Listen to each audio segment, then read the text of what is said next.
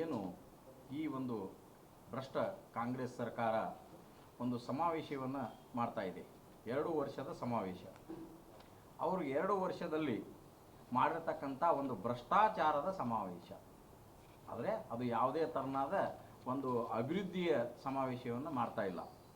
ಮತ್ತು ಅವ್ರು ಮಾಡ್ತಕ್ಕಂಥದ್ದು ಜನರಿಗೆ ದುಡ್ಡು ಕೊಟ್ಟು ತಮ್ಮ ಸಮಾವೇಶಕ್ಕೆ ಕರೆಸ್ತಾರೆ, ಅದು ಸರ್ಕಾರಿ ಬಸ್ಸಿನಲ್ಲಿ. ಅವರು ಅಲ್ಲೆದ್ರಾಗ ಇರ್ತಕ್ಕಂಥ 20-30 ಮಂದಿ ಇವರು ತಾವು ಅಭಿವೃದ್ಧಿ ಮಾಡಿರ್ತಕ್ಕಂಥ ಒಂದು ಏನು ಸಮಾವೇಶ ಮಾಡ್ತಾ ಇದ್ರಂದರೆ ಅವರು ಯಾಕೆ ಜನರಿಗೆ ಅಷ್ಟೊಂದು ದುಡ್ಡು ಕೊಟ್ಟು ತರಿಸುವಂಥ ವ್ಯವಸ್ಥೆ ಇರ್ತಿರಲಿಲ್ಲ. ಈ ಥರನಾಗಿ ಇಂಥ ಒಂದು ಭ್ರಷ್ಟ ಸರ್ಕಾರ ಯಾವ ಥರನಾಗಿ ಇವರು ಸಮಾವೇಶ ಅಂದರೆ, ಇವತ್ತಿನ ನಮ್ಮ ಬಿಜಾಪುರ ಜಿಲ್ಲೆಯಲ್ಲಿ ಸರ್ಕಾರಿ ಆಸ್ಪತ್ರೆಯಲ್ಲಿ 150 ನರ್ಸ್ ಹುದ್ದೆಗಳು ಖಾಲಿ ಇವೆ, 50 ಡಾಕ್ಟರ್ಸ್ ಹುದ್ದೆಗಳು ಖಾಲಿ ಇವೆ. ಅಲ್ಲಿ ಒಬ್ಬನೇ ಒಬ್ಬ ಆಕ್ಸಿಡೆಂಟ್ ಆಗಿ ಯಾವುದೇ ವ್ಯಕ್ತಿ ಹೋಗಲಿ ಒಂದು ಸರಿಯಾದ ಸ್ಪೆಷಲಿಟಿ ಇಲ್ಲ. ಯಾಕಂದರೆ ನಮ್ಮದು ಕರ್ನಾಟಕದಲ್ಲಿ ನಂಬರ್ 1 ಇರತಕ್ಕಂಥ ಆಸ್ಪತ್ರೆ. ನಮ್ಮದೇ ಜಿಲ್ಲಾ ಉಸ್ತುವಾರಿ ಸಚಿವರು ಇಬ್ಬಿಬ್ಬರಿದ್ರೂ ನಮ್ಮ ಜಿಲ್ಲೆಯ ಪರಿಸ್ಥಿತಿ ಈ ಥರನಾಗಿದೆ. ಇದನ್ನು ಕಣ್ಣು ಮುಚ್ಕೊಂಡು ಇದನ್ನು ಕಣ್ಮರಿಯಾಗಿ ಅಲ್ಲಿ ಒಂದು ಸಮಾವೇಶವನ್ನು ಮಾಡ್ತಕ್ಕಂಥದ್ದು ಅದನ್ನು ನಾವು ಖಂಡನೆ ಮಾಡ್ತೀವಿ. ಯಾಕಂದರೆ ಒಂದು ಮೆಡಿಸಿನ್ ಸರಿಯಾಗಿ ಸಿಗೋದಿಲ್ಲ. ಇವತ್ತಿನ ದಿನ ಅಲ್ಲಿ ಪೇಪ್ರಿ ಇದ್ದಿರ್ತಕ್ಕಂಥ ಹುಡುಗ ಒಬ್ಬ ಹೋದರೆ ಆ ಪೇಪ್ರಿ ಇರ್ತಕ್ಕಂಥ ಇಂಜೆಕ್ಷನ್ ಇಲ್ಲ ಅಂತೇಳಿ ಸ್ಪಷ್ಟವಾಗಿ ಹೇಳ್ತಾರೆ. ನಾವು DHO ಸ್ವತಃ ಫೋನ್ ಮಾಡಿ ಕೇಳಿದಾಗ ಇಲ್ಲ ವ್ಯವಸ್ಥೆ ಮಾಡ್ತೀನಿ ರೀ ಅಂತ ಹೇಳ್ತಾರೆ. ಈ ಥರನಾಗಿ ಇರ್ತಕ್ಕಂಥ ಒಂದು ಸರ್ಕಾರಿ ಆಸ್ಪತ್ರೆಯಲ್ಲಿ ವ್ಯವಸ್ಥೆ.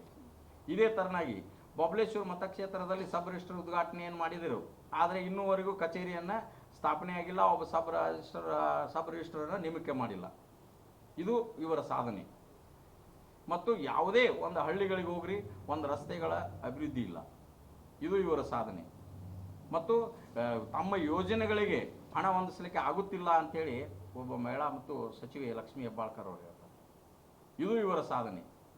2 ವರ್ಷ ಮಾಡಿರ್ತಕ್ಕಂಥ ಸಾಧನೆ ಏನಪ್ಪ ಅಂದರೆ ಇವರು ಬರೀ ಭ್ರಷ್ಟಾಚಾರದಲ್ಲಿ ಮುಳುಗಿರ್ತಕ್ಕಂಥ ಸಾಧನೆಗಳು. KIDBದಲ್ಲಿ ಬೆಂಗಳೂರಿನಲ್ಲಿ KIDB ಹಗರಣದಲ್ಲಿ ನಾವು ಇವತ್ತಿಂದ ಅದ್ರ ಬಗ್ಗೆ ಹೋರಾಟ ಮಾಡಿದ್ದೇವೆ, ಇದೇ ಜಿಲ್ಲಾ ಉಸ್ತುವಾರಿ ಸಚಿವರ ವಿರುದ್ಧ. ಎಷ್ಟೊಂದು ಬೇನಾಮಿ ಹೆಸರಿನಲ್ಲಿ ಇವರು ತಾವು ಟೆಂಡರನ್ನು ಮಾಡಿದಿರಿ, ಅವರಿಗೆ ಎಟ್ಟೆಟ್ಟು ಅಲಾಟ್ಮೆಂಟ್ ಮಾಡಿದಿರಿ ಜಾಗಗಳನ್ನು, ಅದರ ಬಗ್ಗೆ ಸಂಪೂರ್ಣವಾಗಿ ದಾಖಲಾತಿ ಮುಖಾಂತರ ಇವತ್ತಿನ ಅಧಿಕಾರಿಗಳಿಗೆ ನಾವು ಮನವಿಯನ್ನು ಕೊಟ್ಟಿದ್ದೇವೆ. ಅದ್ರ ಬಗ್ಗೆ ಯಾವುದೇ ಥರನಾಗಿಲ್ಲ. ಇದೇ ಇವರು ಮಾಡ್ತಕ್ಕಂಥ ಒಂದು ಸಮಾವೇಶ. ಇದನ್ನೆಲ್ಲ ಮರೆಮಾಚುಗೋಸ್ಕರ ತಾವು ಮಾಡಿರ್ತಕ್ಕಂಥ SC/ST ಅನುದಾನ ಆಗಿರ್ಬೋದು ಮತ್ತು ವಾಲ್ಮೀಕಿ ಹಗರಣಗಳಾಗಿರ್ಬೋದು, ಇದನ್ನೆಲ್ಲ ಮುಚ್ಚಿ ಹಾಕುವುದಕ್ಕೋಸ್ಕರ ಮಾಡ್ತಕ್ಕಂಥ ಈ ಒಂದು ಸಮಾವೇಶ ಇವ್ರದ್ದು. ಮತ್ತೊಂದು ಯಾವುದೇ ಥರನಾಗಿ ಅಭಿವೃದ್ಧಿಯನ್ನು ಹೇಳಿಕೊಂಡು ನಾವು ಇಂಥ ಅಭಿವೃದ್ಧಿ ಮಾಡಿದ್ದೇವೆ, ಇಂಥ ರಸ್ತೆ ಮಾಡಿದ್ದೇವೆ, ಇಂಥ ಒಂದು ಯೋಜನೆಗಳು ಮಾಡಿದ್ದೇವೆ, ಇಂಥ ಒಂದು ರೈತರಿಗೆ ನಾವು ಗಂಗಾ ಕಲ್ಯಾಣ ಯೋಜನೆಗಳು ಇಷ್ಟು ಕೊಡಿಸಿದ್ದೇವೆ ಅಂತ ಒಂದಾದರೂ ಪೇಪರ್ನಲ್ಲಿ ಅದ್ರ ಬಗ್ಗೆ ಹೇಳ್ತಾ ಇಲ್ಲ. ಗ್ಯಾರಂಟಿ ಬಗ್ಗೆ ಮಾತ್ರ ಇವ್ರದ್ದು. ಇಂಥ ಒಂದು ಸನ್ನಿವೇಶದಲ್ಲಿ ಇಂಥ ಒಂದು ಸರ್ಕಾರ ತಮ್ಮಲ್ಲೇ ಇರ್ತಕ್ಕಂಥ ಒಂದು ದುಡ್ಡವನ್ನು ಸಂಗ್ರಹಣೆ ಮಾಡ್ತಕ್ಕಂಥ ವ್ಯವಸ್ಥೆ ಇಲ್ಲ. ಇವತ್ತಿನ ಒಂದು ಮುದ್ರಣಾ ಶುಲ್ಕ ಪರ್ ಸ್ಕ್ವೇರ್ ಫುಟ್ 20 ರೂಪಾಯಿ ಇದ್ದದ್ದು 100 ರೂಪೀಸ್ಗೆ ಮಾಡಿದ್ದಾರೆ. ರೈತರು ಯಾವ ಥರನಾಗಿ ಖರೀದಿ ಹಾಕೋಬೇಕು, ಯಾವ ಥರನಾಗಿ ಒಂದು ಪ್ಲಾಟ್ಗಳನ್ನು ಮಾರಾಟ ಮಾಡಬೇಕು. ಜನನ ಮರಣ ಪ್ರಮಾಣ ಪತ್ರ, ಒಂದು ಜನನ ಮರಣ ಪ್ರಮಾಣ ಪತ್ರ ತಗೋಬೇಕಾದ್ರೆ ಇವತ್ತಿನ ಸಾಕಷ್ಟು ಅಲ್ಲಿ ಹಣವನ್ನು ಜಾಸ್ತಿ ಮಾಡಿದ್ದಾರೆ. ಅದಕ್ಕೆ ಇವತ್ತಿನ ಕೆನಲ್ ಹಾಯಿಸಿದ್ರು ಎಲ್ಲರಿಗೆ ಸ್ವಾಗತಾರ್ಹ, ಅದನ್ನು ನಾವೇನಿಲ್ಲ ಅಂದಿಲ್ಲ, ಕೆನಲ್ ಮಾಡ್ತಾ ಇದ್ದಾರೆ. ಆ ರೈತರಿಗೆ ಪರಿಹಾರ ಆದರೂ ಕೊಡಬೇಕಲ್ಲ. ಆ ಪರಿಹಾರ ಕೊಡುವಂಥ ಒಂದು ಸೌಜನ್ಯ ಈ ಸರ್ಕಾರಕ್ಕಿಲ್ಲ. ಆಲ್ಮಟ್ಟಿದ ಬಗ್ಗೆ ಜಂಬ ಕೊಚ್ಕೋತಾರೆ, ಅದ್ರ ಬಗ್ಗೆ ಇವ್ರ ಬಗ್ಗೆ ಪ್ರಸ್ತಾಪ ಮಾಡುವಂಥ ಯೋಗ್ಯತೆ ಇಲ್ಲ. ಮಹದಾಯಿ ಯೋಜನೆ ಬಗ್ಗೆ ಭಾರಿ ಜಂಬ ಕೊಚ್ಕೋತಾರೆ, ಅದ್ರ ಬಗ್ಗೆ ಏನು ಮಾಡ್ತಾ ಇಲ್ಲ. ಹಿಂದುಳಿದ ವರ್ಗಗಳು ನಾವು ಅಲ್ಲಿ ಅಹಿಂದ ನಾಯಕರು, ನಾವು ಅವರೆಲ್ಲ ಸಪೋರ್ಟಿಗಿದ್ದೇವೆ, ಅವ್ರ ಬೆನ್ನೆಲುಬಾಗಿದ್ದೇವೆ ಅಂತ ಹೇಳ್ತಾರೆ. ಒಬ್ಬ ಕುರಿ ಕಾಯುವ ಯುವಕ ಸಿಡಿಲು ಬಡದ ಸತ್ತರೆ ಅವ್ರ ಮನೆಗೆ ಹೋಗಿ ಯಾರೂ ಮಾತಾಡ್ಸೋದಿಲ್ಲ. ಇಂಥ ಒಂದು ದುಷ್ಟ ಸರ್ಕಾರ ಇದೆ, ಅದ್ರ ಬಗ್ಗೆ ಯಾರೂ ಗಮನ ಎತ್ತಾ ಇಲ್ಲ. ಇದು ಇವರು ಮಾಡ್ತಕ್ಕಂಥ ಒಂದು ಸಮಾವೇಶ, ಇದನ್ನು ನಾವು ಖಂಡನೆ ಮಾಡ್ತೇವೆ. ಇಂಥ ಸಾಕಷ್ಟು ಇದ್ದಾವೆ, ಇದೊಂದೇ ಇತ್ತಲ್ಲ. ನಮ್ಮ ಬಬಲೇಶ್ವರ ಮತಕ್ಷೇತ್ರದಲ್ಲಿ ಯಾವುದೇ ಥರನಾಗಿ ಅಭಿವೃದ್ಧಿ ಕಾರ್ಯಗಳನ್ನು ಆಗ್ತಾ ಇಲ್ಲ. ಮತ್ತು ನಮ್ಮ ಕೇಂದ್ರ ಸರ್ಕಾರದ ಯೋಜನೆಗಳು ಸಾಕಷ್ಟಿವೆ.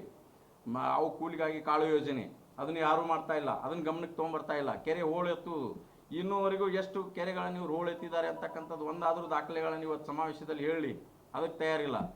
ಲಾಡ್ ಅವರು ಪ್ರಶ್ನೆ ಮಾಡ್ತಾರೆ ಮೋದಿಯವರಿಗೆ. ಲಾಡ್ ಅವ್ರಿಗೆ ಏನು ನೈತಿಕತೆ ಇತ್ತು ಪ್ರಶ್ನೆ ಮಾಡ್ತೀರಿ? ನಿಮ್ಮ ಕಾರ್ಮಿಕ ಇಲಾಖೆಯಲ್ಲಿ ಎಷ್ಟೋ ಹಗರಣಗಳನ್ನು ನಡೀತಾ ಇದೆ, ನೇರವಾಗಿ ಅವ್ರಿಗೆ ಪ್ರಶ್ನೆ ಮಾಡ್ತಾ ಇದ್ದೀನಿ ನಾನು. ಅನಿಲ್ ಲಾಡ್ ಅವರಿಗೆ, ಇದು ಸಂತೋಷ್ ಲಾಡ್ ಅವರಿಗೆ, ಸಂತೋಷ್ ಲಾಡ್ ಅವರಿಗೆ, ತಮ್ಮ ಇಲಾಖೆಗಳಲ್ಲಿ ಎಷ್ಟು ಹಗರಣ ಆಗಿದೆ, ಎಷ್ಟು ಕಾರ್ಮಿಕರು ಸತ್ರು, ಆ ಕಾರ್ಮಿಕ ಸತ್ತಂತ ಅವ್ರ ಮನೆಗೆ ಹೋಗಿ ನೀವು ಎಷ್ಟು ಪರಿಹಾರ ಕೊಟ್ಟಿದ್ದೀರಿ ಹೇಳ್ರಿ. ಅವಾಗ ನೀವು ಪ್ರಬುದ್ಧ ರಾಜಕಾರಣಿ ವಿದ್ಯಾವಂತರು ನೀವು ಒಪ್ಕೋತೀವಿ ನಾವು ಅವಾಗ. ನಾವೇನು ನಮ್ಮ ಮೋದಿಜಿಯವರು 56ನೇ ಛಾತಿ ಉಳ್ಳವರೇ ಕರೆ, ಆದರೆ ಅವರು ಸರ್ಜಿಕಲ್ ಸ್ಟ್ರೈಕ್ ಮಾಡಿದರು, ಯಾವ ಥರನಾಗಿ ನಾವು ಸಿಂಧೂರವನ್ನು ಸ್ಟ್ರೈಕ್ ಮಾಡಿದರು. ಅಂಥವೆಲ್ಲ ಮಾಡಿರ್ತಕ್ಕಂಥ ಭಾರತೀಯ ಜನತಾ ಪಾರ್ಟಿ ಕೇಂದ್ರ ಸರ್ಕಾರದಲ್ಲಿ ಸದೃಢವಾಗಿ ನಮ್ಮ ದೇಶದ ಸೈನಿಕರ ಬೆನ್ನೆಲುಬಾಗಿ ನಮ್ಮ ಪ್ರಧಾನಮಂತ್ರಿ ಸಂಪೂರ್ಣ ಸ್ವಾತಂತ್ರ್ಯವನ್ನು ನಮ್ಮ ಸೈನಿಕರಿಗಾಗಿ ಕೊಟ್ಟಿದ್ದಾರೆ. ಇದು ನಮ್ಮ ಮೋದಿಯವರ ತಾಕತ್ತು, ಇದು ನಮ್ಮ ಭಾರತೀಯ ಜನತಾ ಪಾರ್ಟಿಯವರ ಒಂದು ಯೋಜನೆ.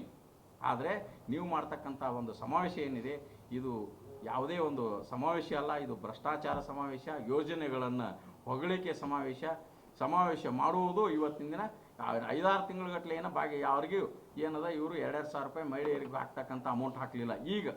ಈಗ ಒಂದು 15 ದಿನ ಮುಂಚೆ ಇವರು ಅಮೌಂಟನ್ನು ಹಾಕ್ತಾ ಇದ್ದಾರೆ.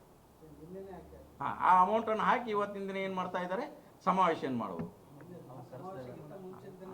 ಅದಕ್ಕೆ ಅಮೌಂಟ್ ಹಾಕಿದ್ರೆ ಅವರೆಲ್ಲ ಕರ್ಸೋದ್ರಿ ಸಮಾವೇಶಕ್ಕೆ, ಅಂದ್ರೆ ಭಾರಿ ಬೃಹತ್ ಸಂಖ್ಯೆಯಲ್ಲಿ ಕೂಡಿಯೋದು ಅಂತ. ಮೊನ್ನೆ ಉಪಮುಖ್ಯಮಂತ್ರಿಗಳು ಒಂದು ಸ್ಟೇಟ್ಮೆಂಟ್ ಕೊಟ್ಟರು.